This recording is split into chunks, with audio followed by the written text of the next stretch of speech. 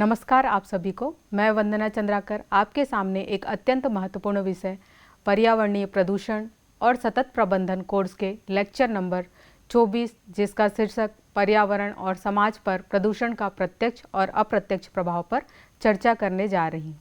इसके पूर्व के व्याख्यान में हमने भूमि एवं ध्वनि प्रदूषण के बारे में अध्ययन किया था। आज हम पर्यावरण और समाज पर प्रदूषण का प्रत्यक्ष और अप्रत्यक्ष प्रभाव के विषय में अध्ययन करेंगे। प्रदूषण एक वैश्विक समस्या है जो हमारे जीवन के हर पहलू को प्रभावित कर रही है। वायु, जल, मृदा और ध्वनि प्रदूषण के विभिन्न रूप हमारे स्वास्थ्य, पर्यावरण और समाज पर गहरा असर डालते हैं। इस प्रस्तुति में हम इन विभिन्न प्रदूषण प्रकारों के प्रत्यक्ष और अप्रत्यक्ष प्रभाव पर विस्तृत रूप से चर्चा करेंगे। सबसे पहले हम वायु प्रदूषण के प्रत्यक्ष प्रभाव के बारे में जानेंगे। वायु प्रदूषण, जिसे हम आमतौर पर धुंध, धुएं और हानिकारक गैसों के रूप में अनुभव करते हैं, का प्रत्यक्ष प्रभाव बहुत गंभीर है। वायु में मिलावट होने से स्वास्थ्य पर बुरा असर पड़ता है। विभिन्न प्रकार की हानिकारक गैसें जैसे कि कार्बन डाइऑक्साइड, नाइट्रोजन ऑक्साइड और सल्फर डाइऑक्साइड हमारे श्वसन तंत्र को प्रभावित करती हैं। इन गैसों के कारण अस्थमा और अन्य श्वसन रोग उत्पन्न होते हैं। इसके अलावा वायु प्रदूषण के कारण हृदय रोग, रक्तचाप और अन्य गंभीर बीमारियों भी हो सकती हैं। वायु प्रदूषण का दीर्घकालिक संपर्क लंग कैंसर और क्रॉनिक ऑब्स्ट्रक्टिव पल्मोनरी डिसीज का कारण बन सकता है, जो जीवन की गुणवत्ता को अत्यधिक प्रभावित करता है। वायु प्रदूषण के स्वास्थ्य पर प्रभाव के साथ साथ यह पर्यावरण पर भी गंभीर असर डालता है। एसिड रेन, जो कि सल्फर डाइऑक्साइड और नाइट्रोजन ऑक्साइड के प्रतिक्रिया से बनता है, पेड़ों और पौधों की वृद्धि को बाधित करता है। इसके परिणाम स्वरूप वनस्पति की विविधता और पारिस्थितिकी तंत्र असंतुलित हो जाते हैं। इसके अलावा एसिड रेन के कारण मिट्टी की गुणवत्ता में कमी आती है, जिससे फसलों की उत्पादकता घटती है और खाद्य सुरक्षा पर असर पड़ता है। वायु प्रदूषण के कारण ओजोन परत में क्षति भी होती है, जिससे सूर्य की हानिकारक अल्ट्रावायलेट किरणें सीधे धरती की सतह पर पहुंचती है, जिससे पारिस्थितिकी तंत्र और जीवन शैली पर नकारात्मक प्रभाव पड़ता है। अब हम देखेंगे वायु प्रदूषण के अप्रत्यक्ष प्रभाव के बारे में। वायु प्रदूषण के अप्रत्यक्ष प्रभाव भी बहुत गंभीर हैं। सबसे महत्वपूर्ण अप्रत्यक्ष प्रभाव ग्लोबल वार्मिंग और जलवायु परिवर्तन के रूप में सामने आता है। ग्रीन हाउस गैसों की बढ़ती मात्रा जैसे कार्बन डाइऑक्साइड, मीथेन गैस और नाइट्रस ऑक्साइड पृथ्वी का तापमान बढ़ा रही हैं, जिससे ग्लोबल वार्मिंग हो रही है। इसका परिणाम पर्यावरणीय असंतुलन के रूप में सामने आता है। बर्फ के पहाड़ों का तेजी से पिघलना, समुद्र स्तर का बढ़ना और अत्यधिक मौसम की स्थितियां जैसे सूखा, बाढ़ और अनियमित वर्षा सभी इन प्रभावों के परिणाम हैं। इन पर्यावरणीय बदलावों से कृषि उत्पादन में कमी आती है, जलवायु अस्थिर होती है और पारिस्थितिकी तंत्र में व्यापक बदलाव आते हैं। इसके अलावा वायु प्रदूषण ओजोन परत में छिद्र पैदा करता है। ओजोन परत सूर्य की हानिकारक अल्ट्रावायलेट किरणों को पृथ्वी की सतह पर पहुंचने से रोकती है। जब यह परत कमज़ोर हो जाती है तो यूवी किरणें सीधे धरती पर पहुंचती है, जिससे त्वचा, कैंसर, मोतियाबिंद और अन्य स्वास्थ्य समस्याएं उत्पन्न होती हैं। इसके साथ ही यूवी किरणों के प्रभाव से महासागरीय जीवन और वनस्पतियों की वृद्धि भी प्रभावित होती है, जिससे समुद्री पारिस्थितिकी तंत्र असंतुलित हो जाता है। इस प्रकार वायु प्रदूषण के अप्रत्यक्ष प्रभाव हमारे पर्यावरण और जीवन की गुणवत्ता पर व्यापक और गंभीर प्रभाव डालते हैं। आइए अब हम देखते हैं जल प्रदूषण के प्रत्यक्ष प्रभाव के बारे में। जल प्रदूषण एक अन्य गंभीर समस्या है।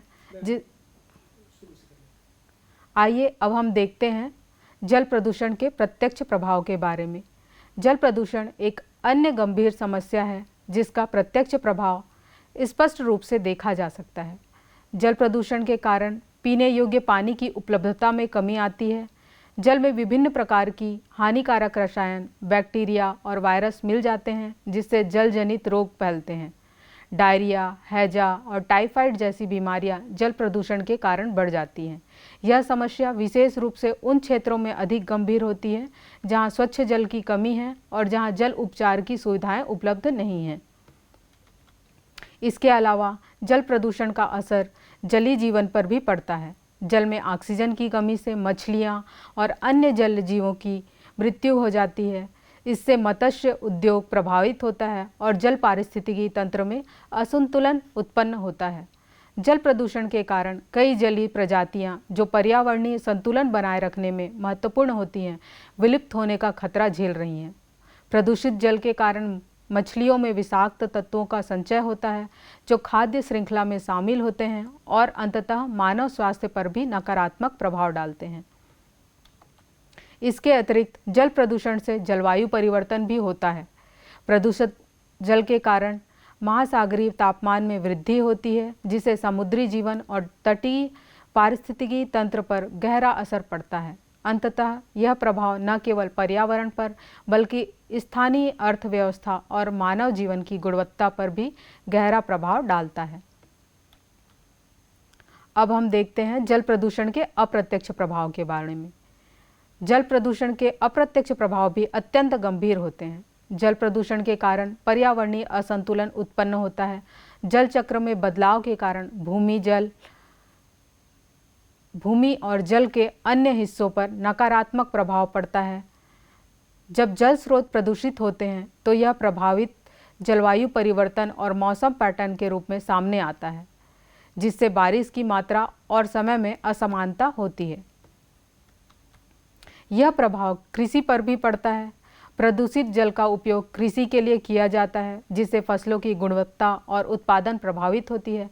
कीटनाशकों और रसायनों की अत्यधिक मात्रा में भूमि की उर्वरता कम हो जाती है और मिट्टी में विषाक्तता बढ़ जाती है। इसके परिणाम स्वरूप फसलों की वृद्धि और पैदावार घटती है और खाद्य सुरक्षा संकट उत्पन्न होता है। जल प्रदूषण भविष्य की पीढ़ियों के लिए स्वच्छ जल की उपलब्धता को खतरे में डाल सकता है।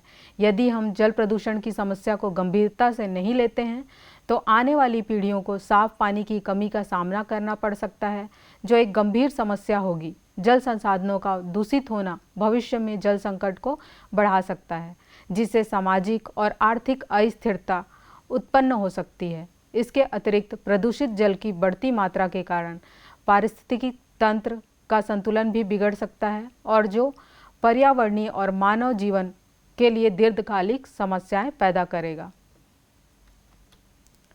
अब हम देखते हैं मृदा प्रदूषण के प्रत्यक्ष प्रभाव के बारे में। मृदा प्रदूषण के प्रत्यक्ष प्रभावों में सबसे प्रमुख प्रभाव कृषि पर होता है। रासायनिक उर्वरकों और कीटनाशकों के अत्यधिक प्रयोग से मिट्टी की उर्वरकता में कमी आती है। ये रसायन मिट्टी में विषाक्तता पैदा करते हैं जिससे मिट्टी की प्राकृतिक संरचना और पोषक तत्वों की क्षमता प्रभावित होती है। मृदा प्रदूषण के कारण फसलों की पैदावार घट जाती है और उनकी गुणवत्ता प्रभावित होती है। इससे खाद्य सुरक्षा को खतरा उत्पन्न होता है और कृषि उत्पादकता में कमी आती है। विषाक्त तत्वों के कारण फसलों में भी हानिकारक पदार्थों का संचय हो जाता है जो मानव स्वास्थ्य के लिए खतरनाक हो सकते हैं। इसके अलावा मृदा प्रदूषण का असर वनस्पतियों और जीवों पर भी पड़ता है। प्रदूषित मिट्टी से पेड़ों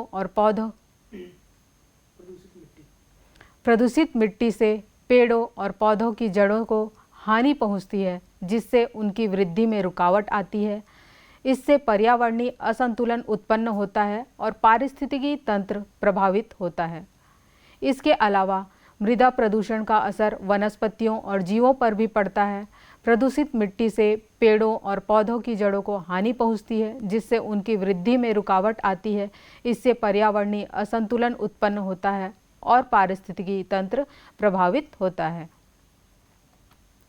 प्रदूषित मिट्टी में विषैले पदार्थों का संचय न केवल वनस्पतियों को प्रभावित करता है बल्कि मृदा में निवास करने वाले छोटे छोटे जीवों और कीटों की भी मृत्यु का कारण बनता है।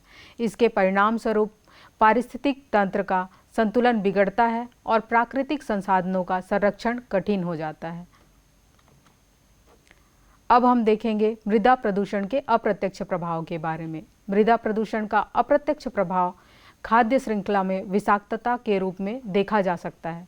जब विषैले रसायन मिट्टी में समाहित होते हैं तो ये रसायन खाद्य श्रृंखला में प्रवेश करते हैं, जिससे फसलों और जानवरों के माध्यम से मानव तक पहुंचते हैं।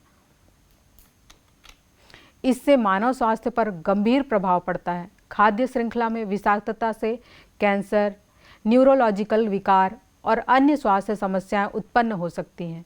लंबे समय तक विषाक्त तत्वों के संपर्क में रहने से विभिन्न अंगों की क्षति हो सकती है और शरीर की प्रतिरक्षा प्रणाली कमजोर हो सकती है। इसके अलावा मृदा प्रदूषण भूजल स्तर पर भी नकारात्मक प्रभाव डालता है। प्रदूषित मिट्टी से भूजल में हानिकारक रसायन मिल जाते हैं, जिससे पीने योग्य जल की कमी हो जाती है और जल संसाधनों पर संकट उत्पन्न होता है। भूजल में विषाक्त पदार्थों के प्रयोग से पीने के पानी की गुणवत्ता में गिरावट आती है, जो स्वास्थ्य संबंधी समस्याओं का कारण बनता है और जल संकट को बढ़ाता है। इसके साथ ही विषाक्त भूजल कृषि में उपयोग के लिए अनुपयुक्त हो जाता है, जिससे खाद्य उत्पादन में कमी और आर्थिक नुकसान होता है। अब हम देखेंगे ध्वनि प्रदूषण के प्रत्यक्ष प्रभाव के विषय में। ध्वनि प्रदूषण, जिसे हम शहरी इलाकों में अक्सर सुनते हैं, का प्रत्यक्ष प्रभाव स्वास्थ्य पर पड़ता है। अत्यधिक शोरगुल से श्रवण शक्ति में कमी आती है और व्यक्ति में तनाव, चिंता और नींद न आने जैसी समस्याएं उत्पन्न होती है। इन समस्याओं के कारण लोग मानसिक स्वास्थ्य विकारों जैसे अवसाद और चिंता से भी ग्रसित हो सकते हैं। लंबे समय तक ध्वनि प्रदूषण का सामना करने से हृदय रोग, उच्च रक्तचाप और प्रतिरक्षा प्रणाली की कमजोरी जैसे शारीरिक समस्याएं भी हो सकती हैं। ध्वनि प्रदूषण का असर पशु पक्षियों पर भी पड़ता है। शोरगुल के कारण वे अपनी आवाज़ों के माध्यम से संवाद नहीं कर पाते, जिससे उनकी जीवन शैली और प्रजनन प्रभावित होता है। पक्षी और अन्य जंगली जानवर शिकार और प्रेमालाप के लिए ध्वनि पर निर्भर करते हैं। शोरगुल के कारण उनकी नेविगेशन क्षमता भी प्रभावित होती है, जिससे उनके भोजन की खोज और प्रजनन व्यवहार में बाधाएं आती हैं। इसके अतिरिक्त ध्वनि प्रदूषण पारिस्थितिकी तंत्र के संतुलन को बिगाड़ता है, जिससे जैव विविधता और पारिस्थितिक तंत्र की स्थिरता पर नकारात्मक प्रभाव पड़ता है। अब हम बात करते हैं ध्वनि प्रदूषण के अप्रत्यक्ष प्रभाव के विषय में। ध्वनि प्रदूषण का अप्रत्यक्ष प्रभाव मानसिक स्वास्थ्य पर गहरा पड़ता है। लगातार शोर के संपर्क में रहने से व्यक्ति में मानसिक समस्याएं उत्पन्न होती है, जैसे कि अवसाद, चिड़चिड़ापन और चिंता। शोरगुल के कारण व्यक्ति की तनाव सहन करने की क्षमता कम हो जाती है, जिससे जीवन की गुणवत्ता प्रभावित होती है। नींद की कमी और अनियमित नींद के कारण मानसिक स्थिति और समग्र स्वास्थ्य भी प्रभावित होते हैं। ध्वनि प्रदूषण के कारण समाज में आपसी संबंधों में तनाव उत्पन्न होता है। शोरगुल के कारण संवाद में बाधा आती है, जिससे सामाजिक रिश्तों में दरार आ सकती है और समुदाय की समरसता प्रभावित हो सकती है। बातचीत में विघ्न और अनावश्यक शोर के कारण पारिवारिक और सामाजिक संबंधों में कलह बढ़ सकता है। इसके अतिरिक्त ध्वनि प्रदूषण का समाज पर दीर्घकालिक प्रभाव पड़ता है। यह सामाजिक जीवन की गुणवत्ता को कम करता है, जिससे सामाजिक असंतोष और समुदाय की भलाई में कमी आ सकती है। शोर से उत्पन्न मानसिक तनाव और चिड़चिड़ापन समाज के सामाजिक ढांचे और सामान्य जीवन शैली को प्रभावित करते हैं, जो सामाजिक समरसता और समृद्धि के लिए हानिकारक हो सकता है। अब हम देखेंगे पर्यावरण और समाज पर प्रदूषण के प्रत्यक्ष और अप्रत्यक्ष प्रभाव के लिए बनाई गई कुछ नीतियों और योजनाओं के विषय में। प्रदूषण के प्रत्यक्ष और अप्रत्यक्ष प्रभाव को नियंत्रित करने के लिए विभिन्न नीतियां और योजनाएं तैयार की गई हैं। ये नीतियां और योजनाएं न केवल पर्यावरण की सुरक्षा करती हैं, बल्कि समाज के स्वास्थ्य और भलाई को भी सुनिश्चित करती हैं। इस व्याख्यान में हम वायु, जल, मृदा और ध्वनि प्रदूषण से संबंधित नीतियों और योजनाओं की समीक्षा करेंगे। सबसे पहले हम देखेंगे वायु प्रदूषण के लिए नीतियां और योजनाएं। सबसे पहली नीति है राष्ट्रीय स्वच्छ वायु कार्यक्रम। भारतीय सरकार ने वायु प्रदूषण को नियंत्रित करने के लिए राष्ट्रीय स्वच्छ वायु कार्यक्रम शुरू किया है। यह कार्यक्रम 102 शहरों पर केंद्रित है जो अत्यधिक वायु प्रदूषण का सामना कर रहे हैं। इसके अंतर्गत स्थानीय स्वच्छ वायु योजनाएं तैयार की जाती हैं और वायु गुणवत्ता की निगरानी के लिए उपकरण लगाए जाते हैं। NCAP के तहत वायु प्रदूषण को 20 से 30% तक कम करने का लक्ष्य निर्धारित किया गया है। इसके अलावा दूसरी योजना है वायु गुणवत्ता प्रबंधन आयोग। वायु गुणवत्ता प्रबंधन आयोग वायु प्रदूषण को नियंत्रित और प्रबंधन के लिए एक महत्वपूर्ण निकाय है। CAQM वायु गुणवत्ता के मानकों की निगरानी करता है और प्रदूषण स्तर को नियंत्रित करने के लिए विभिन्न उपाय सुझाता है। अगली योजना है स्वच्छ ऊर्जा प्रौद्योगिकी। वायु प्रदूषण को कम करने के लिए सरकार ने स्वच्छ ऊर्जा प्रौद्योगिकियों को अपनाने पर जोर दिया है। इसमें सौर ऊर्जा, पवन ऊर्जा और इलेक्ट्रिक वाहनों के उपयोग को बढ़ावा देना शामिल है। इसके साथ ही उद्योगों को स्वच्छ तकनीकों और उन्नत प्रदूषण नियंत्रण उपकरणों का उपयोग करने के लिए प्रोत्साहित किया जाता है। अब हम देखेंगे जल प्रदूषण के लिए बनाई गई नीतियों और योजनाओं के बारे में। सबसे पहली नीति है national river conservation plan NRCP। National river conservation plan Bharat की प्रमुख नदियों को प्रदूषण से बचाने के लिए लागू किया गया है। इस योजना के तहत नदियों के किनारे स्वच्छता अभियानों का आयोजन किया जाता है और औद्योगिक अपशिष्ट के निष्कासन को नियंत्रित किया जाता है। दूसरी योजना है गंगा पुनर्जीवन योजना। गंगा नदी के प्रदूषण को कम करने के लिए गंगा पुनर्जीवन योजना लागू की गई है। इस योजना के अंतर्गत गंगा नदी के तट पर कचरा प्रबंधन, सीवेज उपचार संयंत्रों की स्थापना और जल गुणवत्ता की निगरानी की जाती है। अगली योजना है जल जीवन मिशन। जल जीवन मिशन का उद्देश्य सभी ग्रामीण परिवारों को स्वच्छ और सुरक्षित पेयजल उपलब्ध कराना है। इस योजना के तहत जल आपूर्ति की प्रणाली को सुधारने और जल स्रोतों को संरक्षित करने पर ध्यान दिया जाता है। अब हम देखेंगे मृदा प्रदूषण के लिए बनाई गई नीतियों और योजनाओं के बारे में। सबसे पहला मिशन है स्वच्छ भारत मिशन। स्वच्छ भारत मिशन का उद्देश्य भारत के सभी ग्रामीण और शहरी स्वच्छता और कचरा प्रबंधन को सुधारना है। इस मिशन के तहत कचरा के उपायों को लागू किया जाता है और जैविक खाद्य और पुनर्चक्रण पर जोर दिया जाता है। मृदा स्वास्थ्य प्रबंधन योजना अगली योजना है। मृदा स्वास्थ्य प्रबंधन योजना का उद्देश्य मृदा की उर्वरता को बनाए रखना और प्रदूषण को कम करना है। इस योजना के तहत भूमि उपयोग में सुधार, उचित खाद का उपयोग और रासायनिक उर्वरकों के उपयोग को नियंत्रित किया जाना है। मृदा स्वास्थ्य प्रबंधन योजना का उद्देश्य मृदा की उर्वरता बनाए रखना और प्रदूषण को कम करना है। इस योजना के तहत भूमि उपयोग में सुधार, उचित खाद का उपयोग और रासायनिक उर्वरकों के उपयोग को नियंत्रित किया जाना है। अगली योजना है खनन और औद्योगिक कचरे का प्रबंधन। खनन और औद्योगिक गतिविधियों से उत्पन्न कचरे के प्रबंधन के लिए कड़े नियम और दिशा निर्देश लागू किए गए हैं। इसमें कचरे की उचित निपटान विधियां, पुनर्चक्रण और पुनः उपयोग के उपाय शामिल हैं। अब हम देखेंगे ध्वनि प्रदूषण के लिए बनाई गई नीतियों और योजनाओं के बारे में। सबसे पहली योजना है ध्वनि प्रदूषण नियंत्रण एवं नियमन अधिनियम 2000। ध्वनि प्रदूषण अधिनियम 2000 के तहत ध्वनि प्रदूषण की निगरानी और नियंत्रण के लिए नियम और दिशा निर्देश लागू किए गए हैं। इस अधिनियम के अंतर्गत ध्वनि स्तर की सीमा निर्धारित की जाती है और शोरगुल वाले क्षेत्रों में ध्वनि प्रदूषण को कम करने के उपाय सुझाए जाते हैं। अब हम देखेंगे ध्वनि प्रदूषण के लिए बनाए गए मानक और नियंत्रण प्रोटोकॉल के बारे में।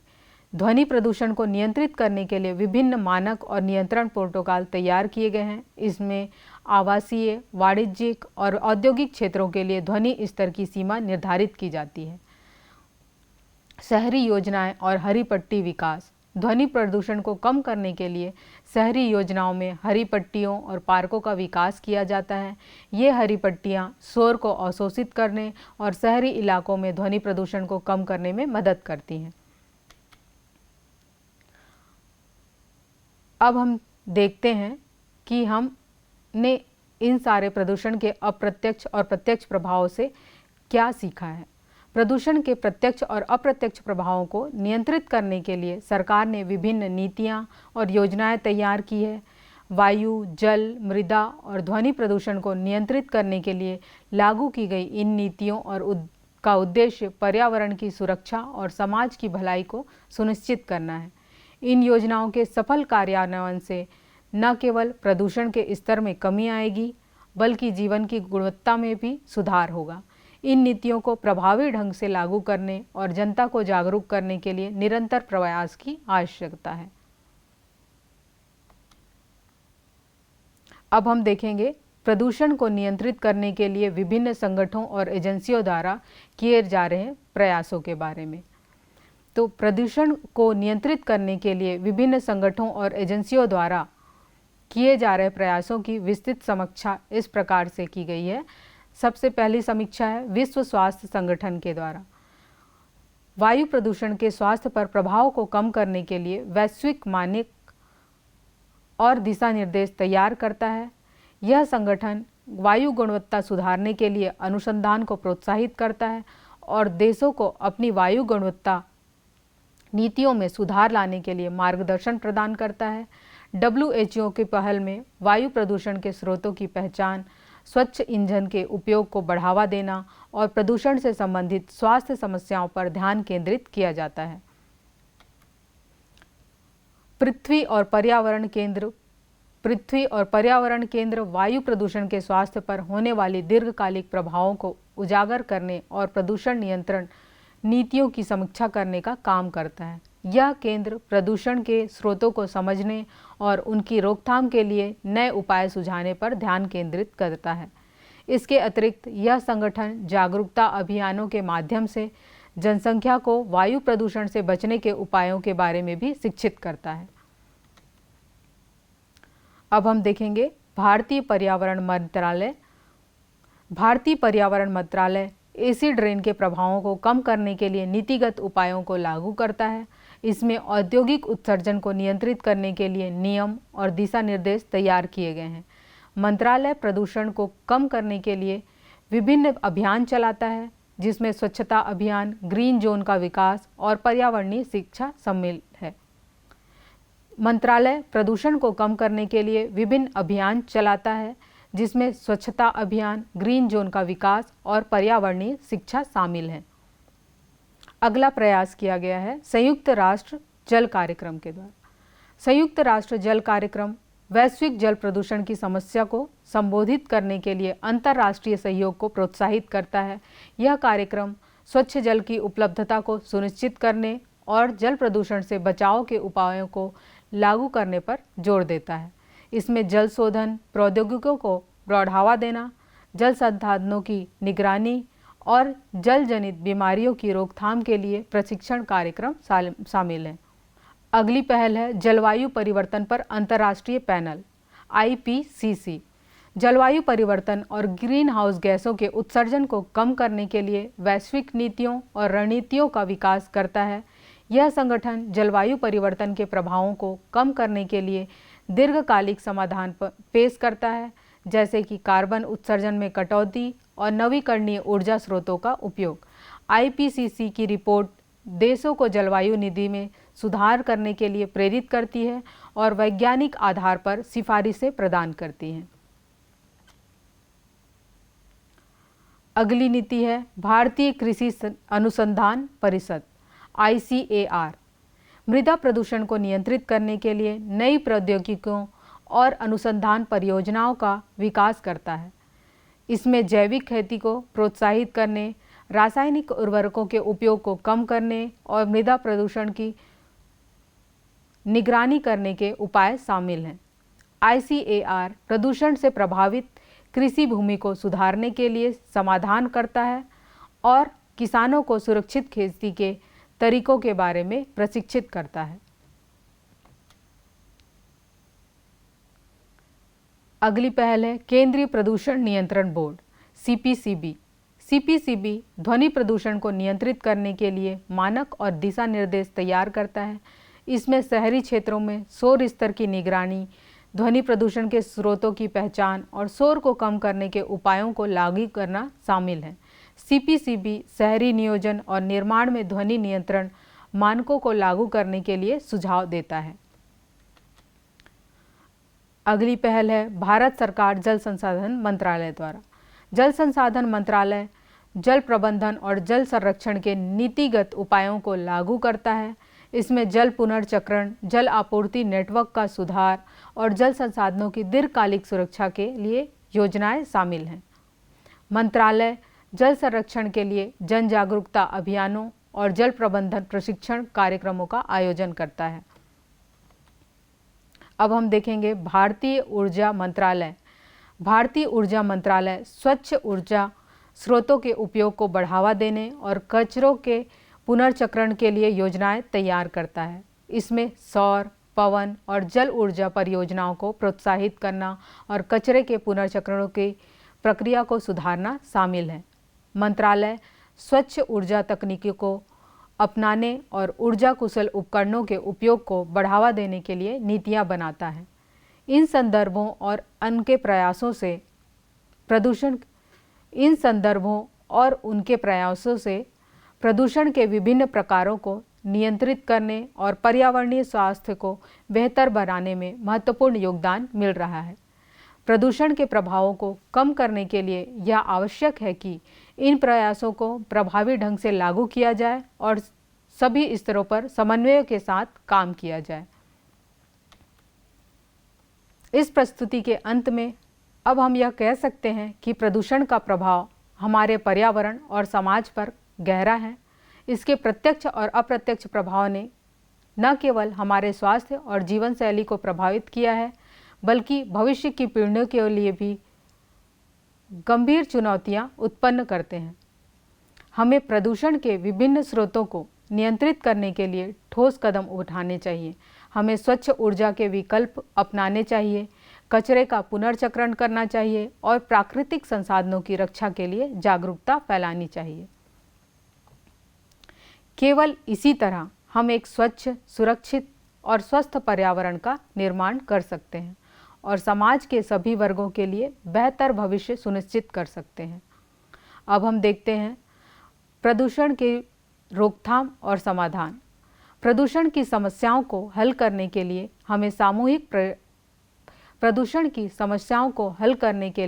सामूहिक प्रयास करने होंगे। कुछ प्रमुख उपायों में शामिल हैं वृक्षारोपण और हरित क्षेत्र।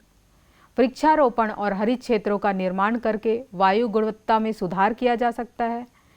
पेड़ कार्बन डाइऑक्साइड अवशोषित करते हैं और वायु को शुद्ध करते हैं। जल पुनर्चक्रण और पुनः उपयोग की विधियां अपनाकर जल की गुणवत्ता बनाए रखी जा सकती है। अगला प्रयास है सतत कृषि प्रथाएं। रासायनिक उर्वरकों और कीटनाशकों के स्थान पर जैविक और सतत कृषि प्रथाओं को अपनाना चाहिए। ध्वनि प्रदूषण को नियंत्रित करने के लिए शोर रोकने वाले उपायों का प्रयोग करना चाहिए, जैसे कि ध्वनि अवशोषक सामग्री का उपयोग और शहरी योजनाओं में शोर प्रबंधन। सार्वजनिक परिवहन का उपयोग बढ़ाकर हम प्रदूषण में कमी ला सकते हैं। शिक्षा और जागरूकता। प्रदूषण के प्रति जागरूकता फैलाने और लोगों को शिक्षित करने से प्रदूषण नियंत्रण में मदद मिल सकती है। अगर हम यह सुनिश्चित कर पाएँ कि प्राकृतिक संसाधनों का उपयोग संतुलित और सतत हो, तो हम न केवल अपने पर्यावरण को बचा पाएंगे, बल्कि भावी पीढ़ियों के लिए भी एक सुरक्षित और समृद्ध भविष्य की नींव रख सकेंगे। धन्यवाद आप सभी को।